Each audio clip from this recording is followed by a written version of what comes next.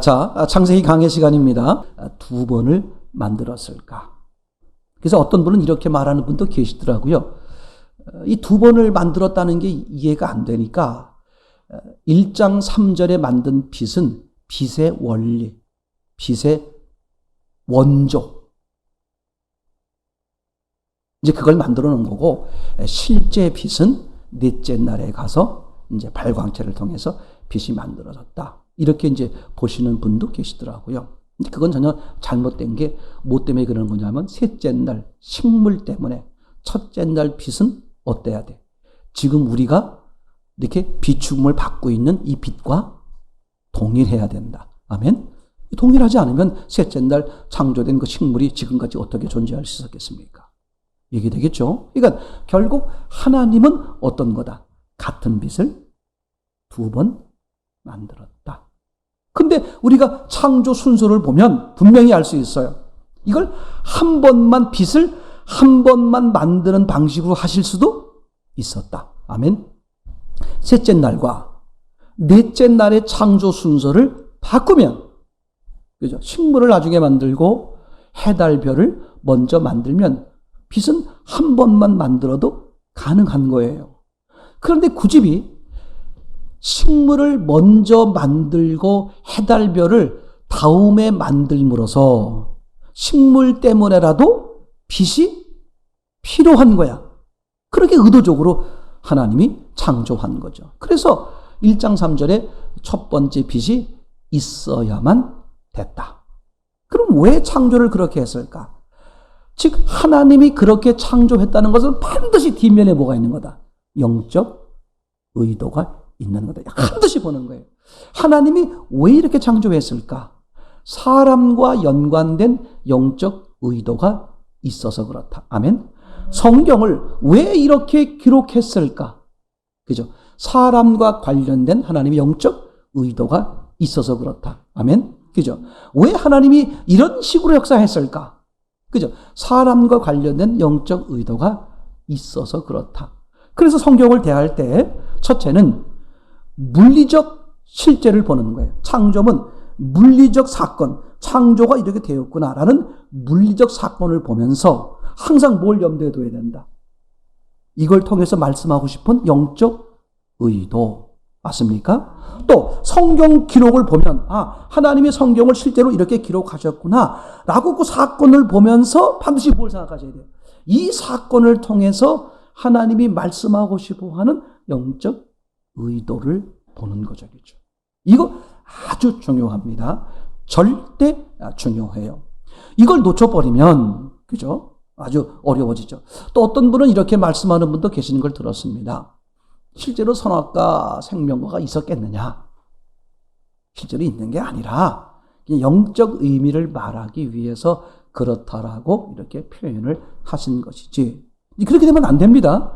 실제 사건이어야 돼. 맞습니까? 하나님은 실제 사건을 통해서 영적 의도를 말씀하고 싶은 거란 말이죠. 그러니까 항상 우리가 이해를 못할 뿐인 것이지, 하나님이 그렇게 말씀하셨으면, 또 그렇게 사건을 기록하셨으면, 그죠? 그렇게 보는 것이 옳은 것이다. 아시겠죠? 자, 이제 그러면 넷째 날에 아주 중요한 점은 왜 빛을 또 만들었느냐? 같은 빛인데, 그죠? 근데 같은 빛인데 또 빛을 만들었다는 것은 같은데 뭔가 다른 점이 있다 없다? 있어야만 되겠죠. 아니, 전부 다 같다면 두 번 할 리가 없잖아요. 그죠? 그러니까 분명히 빛 A와 빛 B는 같은 성질을 가지고 있어요. 식물이 쪼임을 받았을 때 살아남을 수 있는 공통점이 있음에도 불구하고 첫 번째 빛과 두 번째 빛은 어떤 차이점이 있을 것이다. 그래서 알아봤더니 빛을 만든 이유가 뭐다? 결국은 우주를 비추기 위해서, 결국은 땅을 비추기 위해서다. 근데 땅을 비추었는데 땅이 빚어진 모습이 다르더라. 첫 번째 빛은, 그죠? 이 땅에 낫이 왔음에도 불구하고 비춰지지 않는 쪽은 여전히 본래 있었던 뭐가 있다? 어둠이 그대로 있더라. 그런데 두 번째 빛은, 그죠? 두 번째 빛은 낮과 밤을 나누어 비추다 보니까 어떤 일이 벌어졌습니까? 밤이 있긴 있는데 지구, 땅이 본래 가지고 있었던 그런 흑암의 어두움은 아니더라. 그 무슨 얘기예요? 빛이 약하지만 있다 없다? 있다. 이게 아주 이제 결정적으로 중요한 사실이 되겠죠. 그 그림 하나를 좀 보여주시면 좋은데, 이제 어떤 그림이냐? 제일 위에 거, 제일 첫 번째 그림을 한번 보시죠. 보시면 이제 첫째 날, 둘째 날, 셋째 날, 넷째 날 이렇게 표현을 해놨습니다. 제일 첫째 날의 시작이 뭐냐면 시간을 창조, 시간의 시작이 있었고, 그리고 이제 공간을 창조하시고, 그 다음에 땅을 창조하시고, 그 다음에 빛을 창조하셨다. 근데 그 땅의 상태가 어땠다? 혼돈, 공허, 흑암이었다. 여기까지 이해가 됐죠? 이제 그런데 둘째 날은 건너뛰고 셋째 날부터 혼돈, 공허, 흑암의 문제를 해결해 가신다. 그러면 이제 둘째 날이 아주 중요한 요소가 되죠. 그럼 둘째 날이 왜 있느냐? 둘째 날 없이 바로 어떻게 하면 되겠어요? 첫째 날 혼돈, 공허, 흑암의 땅을 창조하신 다음에 둘째 날부터 뭐 하면 돼요? 혼돈, 공허, 흑암의 땅을 해결해 가는 방식으로 창조를 이어가면 되는데, 왜 둘째 날은 하나님이 특별하게 새롭게 만드는 것이 없죠? 있었던 물을 나누었을 뿐입니까? 그러니까 둘째 날은 하나님 쪽에서 보면 아무것도 안 하신 것과 그죠? 비슷한 거죠. 그럼 둘째 날은 왜 비워놓고 셋째 날부터 하나님이 하시는 걸까? 이게 이제 영적 의도가 있는 거겠죠. 그죠? 그러니까 둘째 날은 아무것도 안 하셨다. 그럼 내용을 들어가 보니까 첫째 날 하나로 있었던 물을 둘로 나누었다. 그래서 위엔물과 아랫물이다. 근데 위엔물은 뭐였습니까? 바로 그죠? 나중에 어떻게 사용하는 거예요? 노아 홍수 때 하나님을 바라보지 않는 사람들, 방주 바깥에 있던 모든 생명체를 그죠? 사람을 없애는 그런 방식으로 하는 거죠. 그러니까 무슨 얘기냐 하면 이런 거죠. 첫째 날 땅, 사람으로 상징되는 땅의 상태, 혼돈, 공허, 흑암인데 그걸 해결하기 위해서 하나님이 빛을 비추었다. 그런데 땅의 문제가 어떻게 됐다? 반밖에 해결되지 않았다. 그죠? 근데 이 반밖에라는 것이 무슨 뜻이냐면 이렇게 보세요. 사람을 죽은 사람이야. 죽은 사람인데 그 사람을 살리려고 그러는데 반만 살리는 거야. 반쪽만 살리는 거야. 그럼 그게 온전히 살아난 사람 입장에서 산 거야, 죽은 거야? 그렇죠. 그래서 하나님이 역사하셨음에도 불구하고 사람이 살아나지 못하더라. 즉 하나님이 빛으로 비쳤음에도 불구하고 땅의 문제가 온전히 해결되지 않더라. 이런 얘기가 되겠죠. 그래서 이제 둘째 날 아무것도 안 하시는 거야. 근데 셋째 날부터는 다시 또 땅의 문제를 해결해 간단 말이에요. 그럼 둘째 날은 뭘 의미하는 거냐? 하나님이 하셨는데 사람으로 상징되는 땅의 문제가 온전히 해결되지 않았네? 그죠? 그리고 하나님이 둘째 날 아무것도 안 하신다. 그 의미는 뭐냐면, 땅이 문제구나. 땅이 뭐 한다? 땅이 돈단 말이죠. 그러니까 하나님이 아무리 일방적으로 역사해도, 그죠? 사람의 문제를 온전히 해결할 수 있는 게 아니다. 그죠? 내가 이런 존재, 내가 죽은 존재예요. 그죠? 내가 죽은 존재요. 흑암의 존재예요. 이런 존재라는 사실을 내가 뭐 하는 거야? 알고, 그죠? 그 하나님을 받아들이는, 그 하나님을 바라보는 거죠. 그랬더니 하나님이 뭐 하시더라? 셋째 날. 하나님이 이제 땅의 문제, 사람의 문제를 해결하는 방식으로 역사하더라. 그래서 첫째, 혼돈의 문제를 셋째 날 중력의 문제를 해결하셨고, 맞습니까? 그 다음에 공허의 문제를 무엇으로? 땅의 최초의 생명체, 식물로 해결하셨다. 그래서 혼돈과 공허의 차이점은 뭐냐? 혼돈은 뭘 못하는 거예요? 분별을 못하는 거야. 즉 위아래, 앞뒤를 구분을 못하는 거다. 다시 말하면 무질서한 거란 말이죠.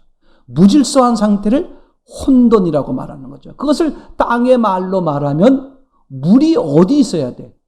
물이 아래에 모여 있어야 되는데 물이 어떻게 돼요?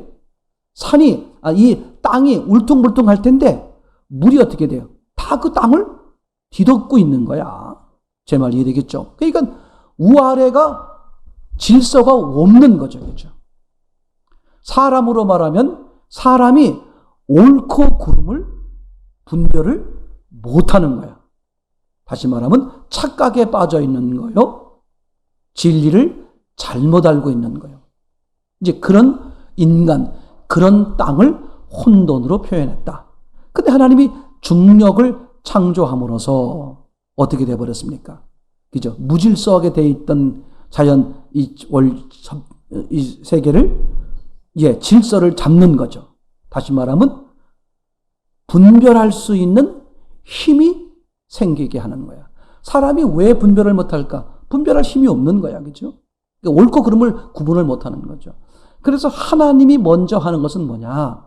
옳고 그름을 알아볼 수 있는 분별의 힘을 주시는 거야. 이게 성령이 하시는 거죠. 그죠? 두 번째 문제가 뭐였냐면 공호, 땅이 공허하다. 이 말은 무슨 뜻이냐면 생명체가 있도록 되어 있는데 생명체가 없는 상태를 공허라고 말한다. 혼돈이라는 것은 생명체가 없는데 있다고 착각하는 것. 진리가 아닌데 진리가 아닌데 진리라고 여기는 것. 죽은 자인데 산 자라고 여기는 것. 이 착각이죠. 이게 혼돈이라면 공허는 생명이 있도록 돼 있는데 생명이 없는 상태. 그죠? 그래서 하나님이 없는 사람은 아무리 마음을 굳게 먹어도 아무리 환경 조건이 너무너무 완벽해도 어떻게 돼요? 심령 속은 허전하다, 공허하다. 왜? 하나님의 생명이 계셔야만 만족이 될 수 있는 인간의 구조인데 하나님이 없이 다른 것이 아무리 많아도 소용이 없다. 이렇게 되는 거죠. 그런 다음에 이제 넷째 날 세 번째 것을 이제 하시는 거죠. 흑암의 문제. 그죠? 그래서 일방적으로 할 때는 낮에 비출 때만이야, 비출 때만. 그죠? 그래서 이제 하나님이 큰 광명체, 작은 광명체. 그죠? 큰 광명체는 낮을, 작은 광명체는 밤을. 그래서 비록 밤일지라도 최소한의 빛이 있는 거죠. 이해가 되겠죠? 그래서 아까 그림처럼 혼돈, 공허, 흑암의 땅의 문제를 또 혼돈, 공허, 흑암의 사람의 심령 상태를 지금 하나님이 해결해 가는 방식. 그죠? 그걸 마지막에 빛, 두 번째 빛으로 설명하면서 하나님이 어떻게 돼요? 발광체. 실제요, 실체로. 영이지만 실체요, 실체로 사람 속에, 그죠? 들어오셨을 때, 비록 사람들이 하나님을 몰라라, 자기 멋대로 산다고 할지라도, 최소한의 밤이죠. 최소한의 빛은 있는 것. 이게 이제 구원의 문제가 그래서 대단히 중요한 거다. 이제 이렇게 해서 넷째 날까지 이 창조의 이 땅의 문제를 해결해 가시는 방식으로 창조를 이어가면서 하나님의 영적 의도, 구원을 설명하려고 그러는 거예요. 구원이 어떻게 이루어지는 거냐? 구원이 뭐냐? 이거를 오늘 넷째 날까지 아주 완벽히 이루어 설명을 하는 거죠. 그러면 이제 뒤에 다섯째 날, 여섯째 날이 있잖아요. 이제 그거는 구원 문제가 아니라 다른 문제가 되겠죠. 그럼 이제 구원 다음에 뭐가 있겠습니까? 바로 성숙에 대한 문제. 이게 놀라워요. 구원을 뭘로 표현하냐 하면 식물로 표현해서 생명은 생명인데 식물이 살았다 죽었다의 근거가 뭐야? 땅 속에 뿌리가 박히면 산 거야. 그죠? 땅 속에 뿌리가 박히면 살았다 그래? 땅 속에 뿌리가 박히지 않으면 죽은 거죠. 그러면 땅속 반석이죠. 반석 되시는 예수 그리스도께 어떻게 돼? 심겨지면 그 사람은 어떻게 되는 거예요? 산자가 되는 거잖아요. 이걸 식물로 표현하는 거야. 자, 그럼 이제 다음부터 보게 될 이 동물의 세계, 즉 성숙이라고 미리 말씀을 드렸어요. 그럼 동물이 살았다 죽었다의 근거는 뭐야? 간단해요. 움직이느냐? 정체됐느냐? 그래서 신앙생활이 이 사람이 정말 신앙인인지 아닌지 뭘로 알 수 있어요? 주에 의해 움직이는지 안 움직이는지. 제 말 이해되나요? 열매가 열리는지 안 열리는지. 그냥 알 수 있어요. 창세기 1장에서 이미 다 알 수 있다니까. 자, 이제 그건 나중에 천천히 하기로 하고, 이제 우선 먼저 보려고 그러는 것은, 그죠? 어쨌든 간에, 그렇게 해서 구원과 성숙의 과정을 거쳐서 사람을 궁극적으로 어떻게 만들려고 그러는 거냐. 영적 의도로 말하면 하나님의 형상. 그럼 하나님의 형상이 뭐야? 하나님과 하나 되는. 그죠? 제 말 이해되겠죠? 제가 그걸 손으로 표현하면 이렇게 표현할 수 있죠. 구원이 뭐냐? 하나님을 만나는 거다. 성숙이 뭐냐? 하나님과 깊어지는 거다. 그걸 실제 우리 인간 삶에 보여준 게 결혼이에요. 서로 연인 간에 살아가다 보면 뭐 하고 싶어? 함께 있고 싶잖아요. 그래서 결혼합니다. 결혼한 날부터 뭐해? 티격태격 싸웁니다. 왜 싸워? 달러도 너무 달러. 어떤 분이 표현했어요. 나는 우리 아내를 로또 복권이라 생각합니다. 와, 주변 사람들이 얼마나 부러워하겠어. 뭐라고? 자기 아내가 로또 복권이래. 그거 맞으면 난리 나는 거잖아요. 야, 이 사람은 결혼을 잘했구나. 좋은 아내를 얻었구나. 그렇게 막 부러워서 한참 막 입을 떠벌리는데 그분이 말했어. 우리 아내는 로또 복권인데 안 맞아도 정말 안 맞아. 그랬다는 얘기가 있어요. 안 맞아. 사랑해서 결혼했는데 안 맞아요. 티격태격 하죠. 그러면서 점점 어떻게 돼? 맞춰가는 거야. 사랑이 시작해서 화목으로 끝나죠. 그래서 하나님이 궁극적으로 원하시는 것은 화목이야, 화목. 그죠? 만남이 구원이라면 그분과의 관계가 깊어지는 것. 이게 성숙이죠. 온전히 하나가 되어지는 것. 이게 이미 창세기 1장에서 하나님이 전체로 아주 간단하게 말씀하시는 거야. 그러니까 누구도 하나님 앞에 가면 변명 못 한다니까. 교회 다니는데 하면 창세기 1장은 다 읽어봤을 거 아니야. 창세기 1장을 있는 대로만 봤으면, 그죠? 아, 하나님의 계획과 의도가 이거구나. 금방 알 수 있게 되겠죠. 자, 다시 보면, 빛 A와 빛 B가 그런 점에서 대단히 아주 중요하다. 우선 빛 A과 빛 B는, 그죠? 성질이 같다. 그죠? 근데 다르다. 이렇게 말씀을 드렸죠. 그러면, 이제 이렇게 생각해 볼 수 있겠죠. 빛 A가 있었는데 왜 빛 B로 대체했느냐? 그죠? 지금은 빛 D가 있는 거잖아요. 그죠? 해달, 별. 그러면 빛 A는 어떻게 됐을까? 그건 사라졌다. 아니, 목사님 사라진 지 어떻게 알아요? 성경을 보시면 다 아는 거죠. 그죠? 지금 제가 말씀을 드렸습니다.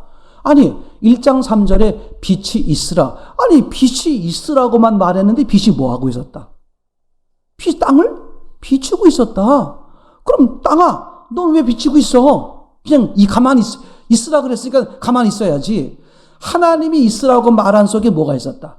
빛의 목적이 포함된 거다. 제 말 중요합니다. 그죠? 아, 하나님이 빛을 왜 만들었다? 땅을 위해서구나. 이해가 되겠죠? 그래서 이제 첫 번째 빛을 만들었는데 왜 하나님이 똑같은 빛 두 번째를 만들었을까? 그러면 첫 번째 것은 어떻게 되는 거예요? 아, 이건 사라져버렸구나. 만약에 빛 A와 빛 B의 성질이 다르다면 어떻게 돼야 돼요? 두 개가 다 존재해야 되겠죠? 그러니까 같은 거니까, 그죠? 빛 A는 사라지는 것이 당연하다. 그럼 빛 A는 왜 만들었을까? 빛 B가 있을 때까지만이다. 그러면 빛 B가 있을 때까지 왜 필요했을까? 이제 영적 의도를 말씀드릴게요. 잊어버리지 마세요.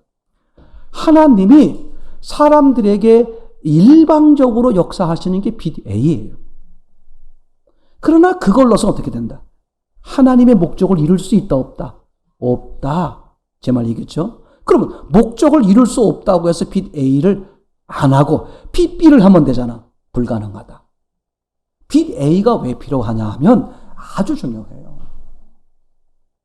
우선 하나님의 존재를 인식시킬 필요가 있는 것이고, 맞습니까? 하나님이 너를 찾아오고 너와 관여하고 싶어 한다는 것을 알게 하기 위해서 빛 A가 필요한 거예요. 그럼 빛 A를 통해서 나는 이제 뭘 하는 거예요? 그 빛을 알게 되는 거예요. 하나님을 알게 되고.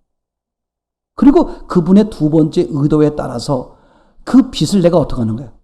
받아들이는 거죠. 그죠? 그래서 빛 B가 이루어지는 거잖아요. 얘기되겠죠? 그러면 성경 전체가 그렇게 써 있단 말이에요. 어떤 사람도, 그죠? 예수님 전혀 모르고 있다가 예수님을 순간 나의 주인으로 영접하고, 이건 없어요. 예수님을 나의 주인으로 받아들여서 빛비가 이루어지려면 내가 적어도 단 1초일지라도 먼저 앞서서 뭐가 돼야 돼? 빛 A를 알아야 되죠. 그죠? 제 말 이해되겠죠? 그래서 하나님은 그 과정, 그 순서에 따라서 빛 A를 하시고 빛 B를 하시는 것이다. 다만 빛 A는 빛 B를 위해서. 아까 제가 이렇게 말씀드렸습니다. 하나님이 보시기에 악질적인 사람들이 있잖아요.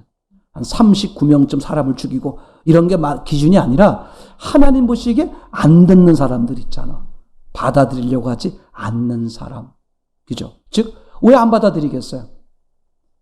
빛 A가 흐린 거야. 하나님의 존재나 하나님의 이런 것이 잘 확연하지 않은 거야.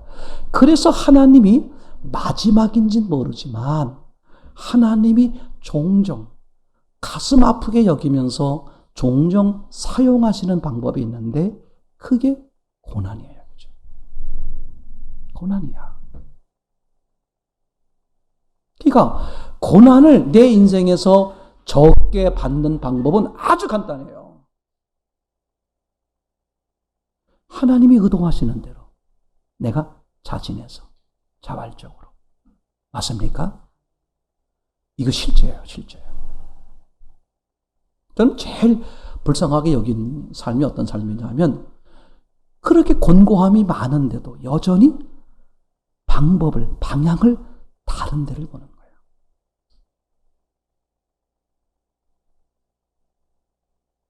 그리고 또 이제 그런 곤고함이 초할 때 누굴 쳐다봐요? 하나님을 쳐다보면 하나님은 어떻게 돼요? 목적을 이루었으니까. 이런 거 있잖아요. 앞에 계시는 분한테 집사님 이게 3번 불렀는데도 지금 딴 생각하시느냐고 못 들으셨어. 그럼 제가 어떻게 가서 툭툭 치죠. 집사님, 예, 목사님 왜요? 그죠? 그럼 이제 제 얘기를 제가 의도한 대로 저를 바라보면 이 손은 어떻게 돼? 더 이상 필요가? 실제로 그런 경우가 아주 많아요. 주님을 바라보면 사라지는 고난이 엄청 많습니다. 전 100% 없어진다고 믿어요. 근데 그 중에 없어지지 않는 게 있어요. 사도 바울처럼. 여러분 이거 아세요? 더 큰 은혜가 있는 사람이야, 그 사람은. 그 고난을 그대로 두면서 하나님은 그 사람으로 하여금 더 큰 은혜를, 큰 역사를 이끌어 갔어요. 무슨 뜻이냐면 하나님은 이 사람이 지금은 고난 때문에 힘들어 어려워하는데 그 고난을 통해서 하나님과 관계가 깊어지잖아요. 근데 고난을 그대로 뒀다고 생각해 보세요. 그러면 하나님은 이걸 확신하시는 거야. 이 사람은 이 고난을 거치면서 이 고난을 견뎌낼 수 있는 믿음과 은혜가 더 생겼을 뿐만 아니라 하나님은 그렇게 큰 믿음이 된 그 사람을 더 아름답게 사용하고 싶은 계획이 있는 거죠. 너무 확연합니다. 그렇죠? 그러니까 첫 번째 빛 A는 임시다. 빛 B가 있을 때까지다. 아멘. 자, 그럼 사람으로 말하면 이래요. 기적, 환상 이런 게 빛 A야, 빛 B야. 빛 A란 말이야. 저 사람이 못 알아보니까 저 사람 기준에서 하나님을 알리는 거야. 하나님은 영이신데 왜 기적을 보일까? 이 사람 입장에선 안 보이니까 안 믿는 거야. 그러니까 자기 수준에 맞게 해달라는 거야. 보여주세요. 기적 보여주세요. 그럼 하나님 어떻게 해? 기적이나 환상으로 하는 거예요. 맞습니까? 그렇게 해서 그 사람이 하나님의 존재가 확연하게 믿어지기 시작하게 되면 하나님은 점점 어떻게 하신다? 기적이나 환상을 안 하신다. 아멘? 이 바보들이요. 이 간단한 원리도 모르니까 믿음이 좋으면 좋을수록 기적, 환상 뭐 이런 것들을 더 많이 하는 것으로 착각하고 그건 100% 악한 영에 지금 속고 있는 거예요. 간단한 원리죠. 모세, 아론, 미리암, 그렇죠. 모세를 옆에 세워놓고, 그죠. 미리암과 아론을 저 앞에 세워놓고 여호와께서 말씀하시잖아요. 너희 중에 선지자가 있느냐? 이게 너희들이 선지자라는 거야. 근데 내가 꿈이나 환상으로 말했지만 내 종 모세와는 그렇지 아니하니 나는 직접 분명히 대면해서 말한다는 거예요. 무슨 뜻이야? 영으로 말한다 그런 뜻이죠. 이게 빛 B가 영이고 빛 A가 육에 해당하는 거죠. 맞습니까? 자, 두 번째. 이제 빛의 빛 A와 빛 B를 얘기하자면 이제 뭘 볼 수 있냐면 첫째는 금방 말씀드린 것처럼 빛 A는 임시다. 임시. 그다음에 빛 B는 영원하다. 그 지구가 존재하는 한, 그죠?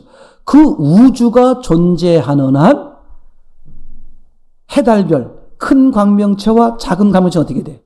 계속 있는 거죠. 사람의 육체가 존재하는 한 그분 안에 계신 하나님은 어떻다? 영원하다.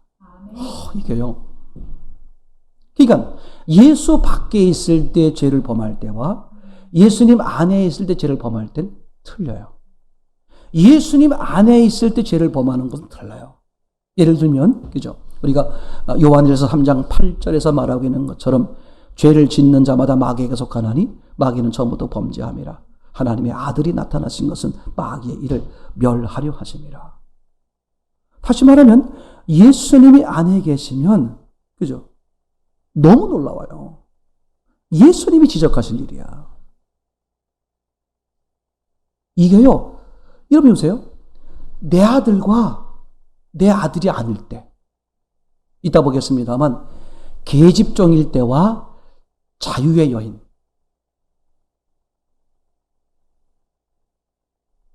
아브라함의 부인 누구였죠? 사라. 또 하나 하갈, 그죠? 하갈은 계집종으로 돼 있어. 그러니까 계집종의 자식이 이스마엘이죠, 그죠? 근데 사라의 자식이 이삭이야.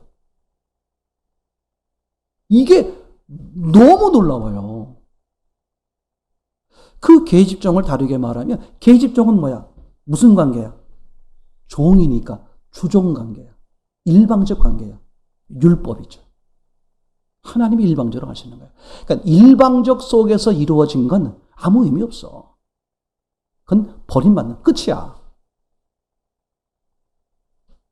자, 이제 계속해서 보면, 그래서 빛 A는 임시고 빛 B는 영원하다. 그렇게 말씀을 드렸죠. 그래서 그것을 제가 뭐라고 대표적으로 말씀을 드렸냐면, 출애굽기 32장의 10계명 첫 번째 돌판, 출애굽기 34장의 두 번째 돌판의 차이를 말씀드렸어요. 첫 번째 돌판은 깨졌습니다. 돌판이 뭐야? 하나님과 사람과의 계약, 약속의 표거든요. 그때 그것을 첫 번째 돌판은, 그죠? 다시 말하면 첫 번째 돌판, 즉 하나님이 일방적으로 맺은 계약이다 그런 말이죠. 그래서 그걸 표현하기 위해서 돌도 하나님이 만드시고 글도 하나님이 쓰셨다. 야, 그걸 그냥 섣부르게 볼 때는 아무것도 아닌 것 같은데, 지금 이 창세기 1장의 넷째 날 빛 A와 빛 B를 놓고 보면 왜 돌판이 두 번 만들어지는 걸까? 근데 첫 번째 돌파는 왜 깨지는 걸까? 그죠? 그리고 두 번째 돌파는 성경에 보면 깨졌다는 이야기가 없단 말이에요. 다시 말하면 영원한 거야. 그러면 두 번째 돌파는 뭐가 달랐을까? 첫 번째와 돌파는 똑같은 돌판에 글씨 쓴 거죠. 그죠? 마치 빛 A와 빛 B의 성질이 같았던 것처럼. 근데 다른 거야. 두 번째 돌파는 돌은 모세가, 돌은 사람이, 그리고 글은 하나님이. 그걸 사도 바울이 신비라고 표현했어요. 그죠? 하나님이 첫 번째 관계가 깨져버리니까, 예레미야서 31장이라 그랬죠? 첫 번째 관계가 깨져버리니까 두 번째 계약을 맺는데, 언약을 약속하는데 어떻게 하겠다? 마음에 새기겠다. 그럼 마음에 새기려면 마음의 주인이 내가 어떻게 해야 돼? 내 마음에 새겨주세요. 그래서 모세 보고 돌판을 가져오라는 거야. 여기다가 새겨주세요. 제 마음에 새겨주세요. 제 마음의 주인 되어주세요. 이게 두 번째 빛이요. 두 번째 돌판. 인격적으로 이루어지는 관계를 말하고 있는 거죠. 야, 이게 너무 멋있잖아요? 또 하나는 이제 어떤 거냐 하면, 그죠? 그럼 첫 번째 빛은, 그죠? 누가 비친 거다? 하나님밖에 없어. 왜? 그 당시에 물질이라고 있는 것은 뭐밖에 없어요? 땅밖에 없는 거거든. 근데 땅에 비춰졌으니까 땅이 스스로 비친 것은 아니란 말이죠. 그러면 결국은 누구밖에 없다? 하나님이 비쳤다. 그럼 생각을 해보는 거예요. 하나님이 어디서 비쳤을까? 두 가지 방법이죠. 하나는 우주 안에서 비치고, 하나는 우주 밖에서 비친다. 그럼 이제 우리가 생각을 해보는 거예요. 하나님이 창조한 게 우주죠. 그럼 하나님은 어떤 분이야? 우주보다 크신 분이야. 그럼 우주 안에 있어야 돼? 우주 바깥에 있어야 돼? 그죠? 첫째는 그런 원리고, 두 번째 이유는 뭐냐 하면, 두 번째 빛이 어디에 있어요? 우주 안에 있죠. 그죠? 그러니까 하나님이 설명하려고 그런 것은, 그죠? 첫 번째 빛은 어디 있었다? 우주 바깥에. 이걸 다른 말로 말하면 이렇게 간단하면 돼요. 사람 바깥에서. 그러니까 사람 바깥에서 하나님이 전지전능함을 다 동원해서 아무리 역사해도 하나님이 목적하시는 구원을 이룰 수 없다. 능력이 없어서가 아니라 하나님이 원하시는 구원이 뭐기 때문에? 쌍방적이기 때문에 그렇다. 그죠? 내 쪽에서 어떻게, 사람 쪽에서 어떻게 돼야 돼? 받아들여야 되잖아. 그래서 하나님이 두 번째 빛을 어떻게? 우주 안에, 맞습니까? 우주 안에 들여보내는 것이죠. 이거 아무것도 아닌 것 같은데, 이게 창세기 1장, 지금부터 4,500년 전에 기록되어 있는, 그죠? 창세기에서 이미 다 그걸 설명하고 있는데, 그 후에 2000년 동안 성경이 기록된 그 사건 속에서 하나도 모순 없이 그걸 그대로 지금 이야기해주고 있잖아요. 이해되시겠죠? 그러니까 빛 A는 우주 밖, 이걸 사람으로 말하면 사람 바깥에서, 그걸 에레미야서 31장 31절 이하에서는 남편과 아내였다 이렇게 말하죠. 그러니까 남편과 아내라는 것은 뭐야? 둘이잖아요. 둘.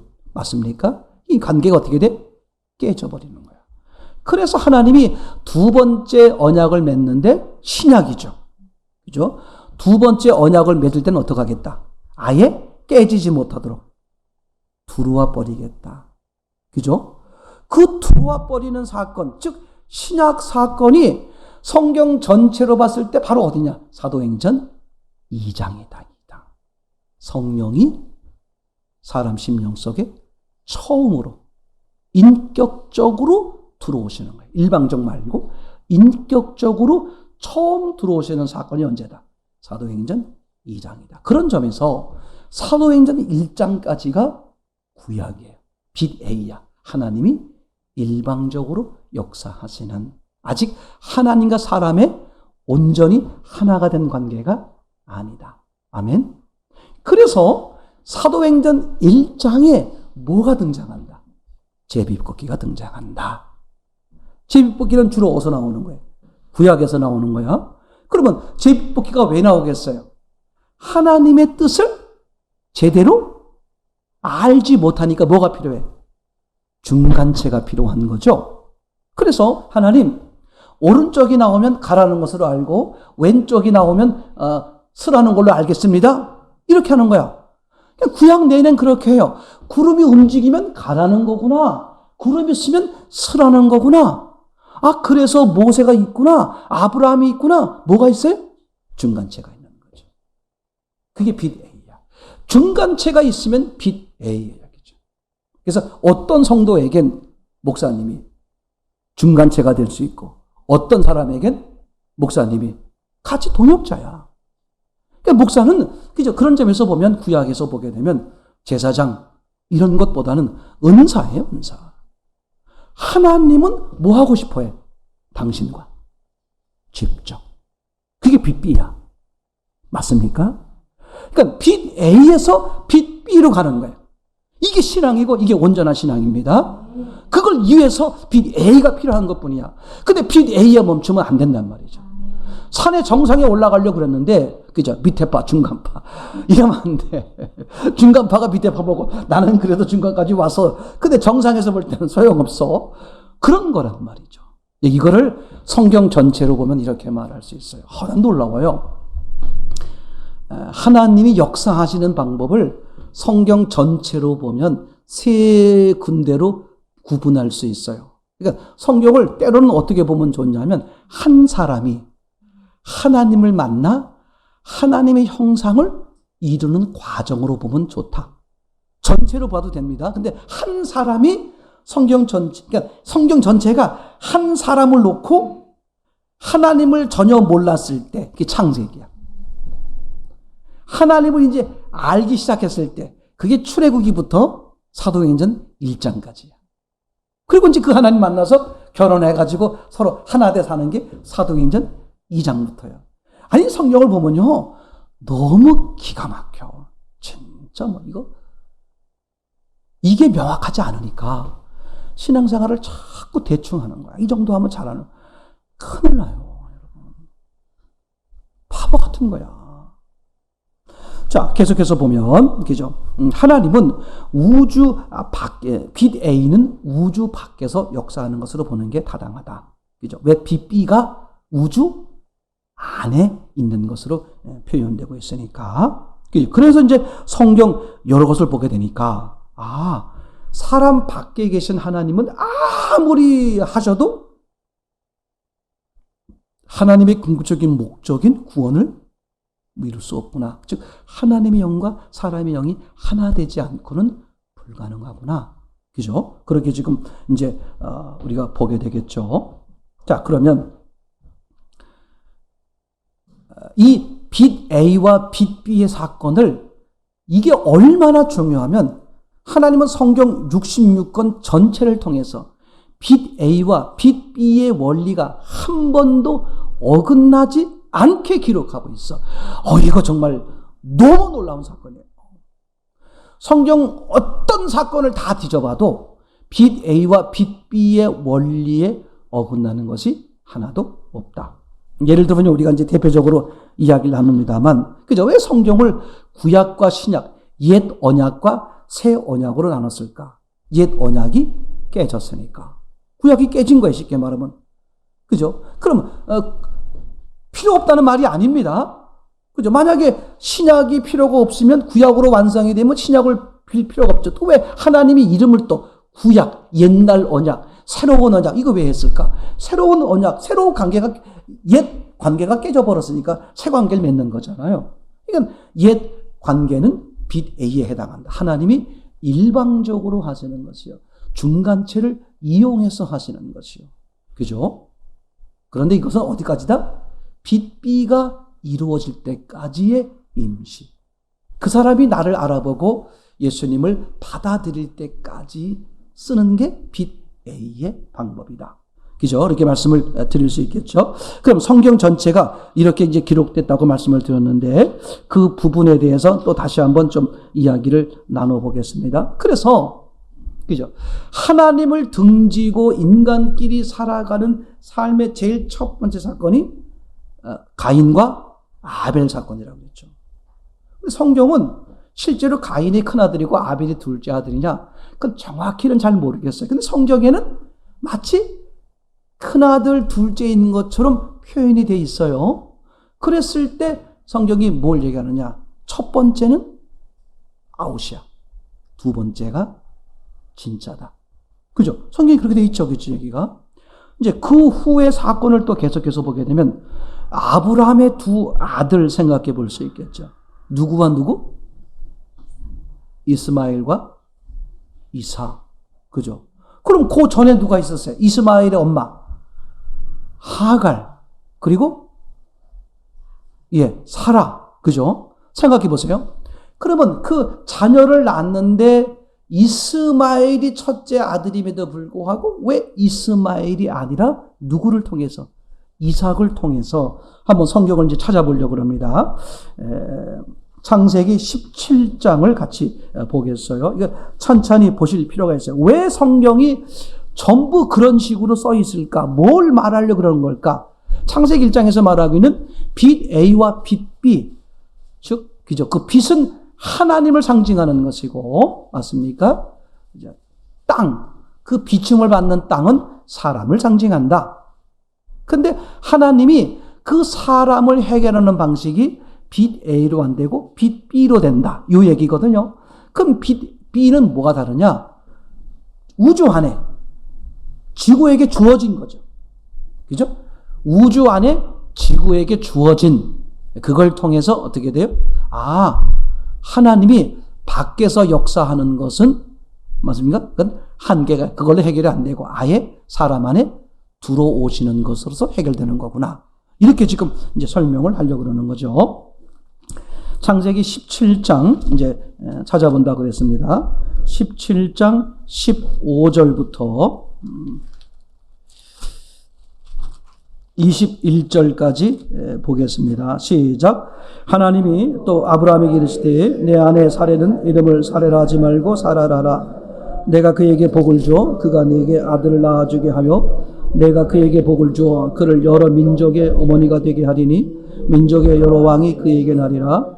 아브라함이 엎드려 웃으며 마음속으로 이르되 100세 된 사람이 어찌 자식을 낳을까? 사라는 90세니 어찌 출산하리요 하고 아브라함이 이에 하나님께 아뢰되 이스마엘이나 하나님 앞에 살기를 원하나이다. 하나님이 이르시되 아니라 내 아내 사레가 네게 아들을 낳으리니 너는 그 이름을 이삭이라 하라. 내가 그와 내 언약을 세우리니 그의 후손에게 영원한 언약이 되리라. 아멘. 여기까지 보시죠. 자, 보세요. 구집이 뭐라고 그랬죠? 그냥 이스마엘이나 내 그냥 후손으로 삼을게요. 이스마엘을 내 후계자로 할게요. 그랬더니 하나님이 아니다. 사라를 통해서 낳는 이삭을 통해서 어떻게 하겠다?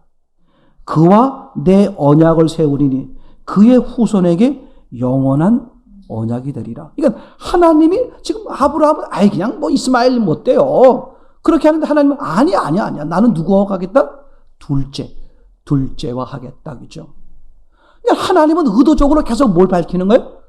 두 번째를 지금 밝히는 거야. 왜 그렇게 했냐 이거죠. 이 큰 그림에서 보면 하나님이 사람에게 이루려고 하는 그 두 번째 의도를 인식시키려고 계속 이렇게 기록되어 있다는 것이죠. 자, 그 다음에 이제 이삭의 아들들이 둘이 등장하죠. 에서와 누굽니까? 야곱. 자, 뱃속에 있을 장면입니다. 한번 보시겠어요? 창세기 25장입니다. 25장 21절에서 26절까지 시작. 이삭이 그의 아내가 임신하지 못하므로 그를 위하여 여호와께 간구하며 여호와께서 그의 간구를 들으셨으므로 그의 아내 리브가가 임신하였더니 그 아들들이 그의 태 속에 서로 싸우는지라. 그가 이르되 이럴 경우에는 내가 어찌할꼬 하고 가서 여호와께 묻자온데 여호와께서 그에게 이르시되 두 국민이 내 태중에 있구나. 두 민족이 내 복중에서부터 나누리라. 이 족속이 저 족속보다 강하겠고 큰 자가 어린 자를 섬기리라 하니라. 아멘. 계속해서 읽어야 되겠네.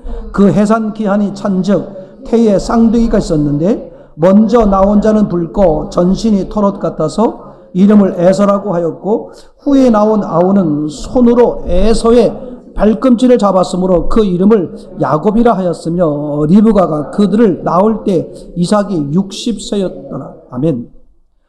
그죠? 이미 하나님은 이 에서와 야곱의 쌍둥이 뱃속에 있을 때 이미 정해버려요. 뭐라고 정해요? 어린 자가 큰 자가 어린 자를 섬기리라. 그러니까 에서를 통해 이루는 게 아니라 누굴 통해 이루겠다? 야곱을 통해 이루겠다. 여기서는 에서는 뭐 못됐고 야곱은 좋고 이 얘기를 하려고 그러는 게 아니라 하나님은 계속해서 무슨 원리를 말하려고 그러는 거예요? 첫째와 둘째 원리입니다. 다 하나님 자식이죠. 근데 두 번째를 통해 영원한 약속. 즉 하나님이 그 사람 속에 들어오심으로써 이루어지는 영원한 약속. 요 얘기를 지금 계속 하려고 그러는 것이죠. 자, 그 다음에 그 요셉의 아들, 그죠? 두 아들이 있죠. 누구와 누굽니까? 요셉의 아들, 므낫세와 에브라임이에요? 에브라임과 므낫세입니까? 므낫세와 에브라임이죠. 한번 보시겠어요? 자, 창세기 48장 13절에서 19절 시작. 오른손으로는 에브라임을 이스라엘의 왼손을 향하게 하고 왼손으로는 므낫세를 이스라엘의 오른손을 향하게 하여 이끌어 그에게 가까이 나아가매 이스라엘이 오른손을 펴서 차남 에브라임의 머리에 얹고 왼손을 펴서 므낫세의 머리에 얹으니 므낫세는 장자라도 팔을 엇바꾸었더라. 그가 요셉을 위하여 축복하여 이르되 내 조부 아브라함과 아버지 이삭이 섬기던 하나님, 나의 출생으로부터 지금까지 나를 기르신 하나님, 나를 모든 환난에서 건지신 여호와의 사자에게서 이 아이들에게 복을 주시오며 이들로 내 이름과 내 조상 아브라함과 이삭의 이름으로 칭하게 하시오며 이들이 세상에서 번식되게 하시기를 원하나이다. 요셉이 그 아버지가 오른손을 에브라임 머리에 얹은 것을 보고 기뻐하지 아니하여 아버지의 손을 들어 에브라임의 머리에서 므낫세의 머리로 옮기고자 하여 그의 아버지에게 이르되 아버지여 그리 마옵소서. 이는 장자이니 오른손을 그의 머리에 얹으소서 하였으나 그의 아버지가 허락하지 아니하며 이르되 나도 안다 내 아들아 나도 안다. 그도 한 족속이 되며 그도 크게 되려니와 그의 아우가 그보다 큰 자가 되고 그의 자손이 여러 민족을 이루리라 하고. 아멘.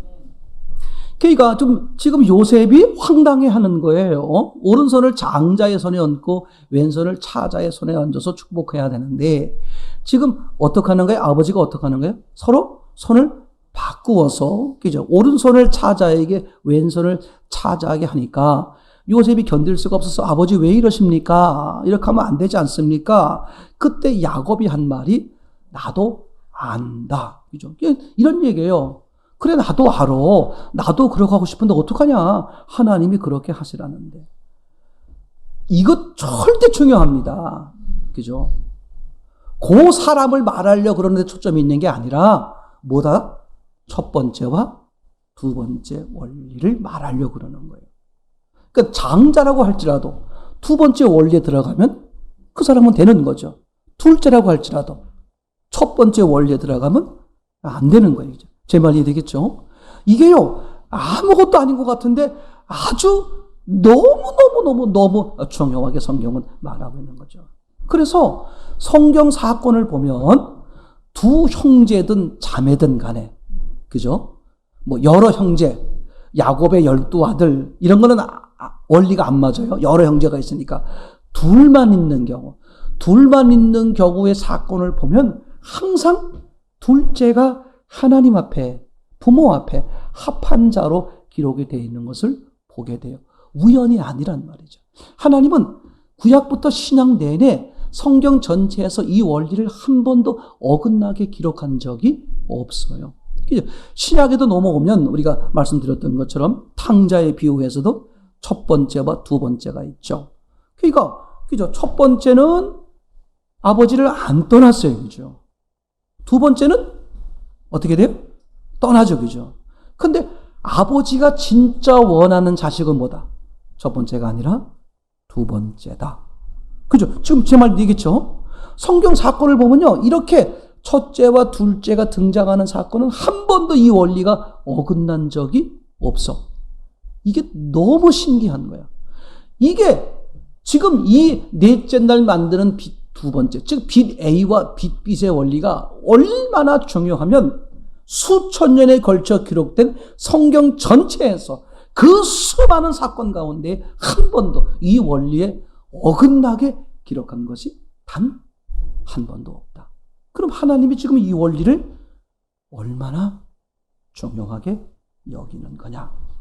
지금 이해가 되시나요? 이건요, 성경에도 보면 아담이 두 번 나오죠. 첫째 아담과 둘째 아담. 그죠? 첫째 아담은 산자요.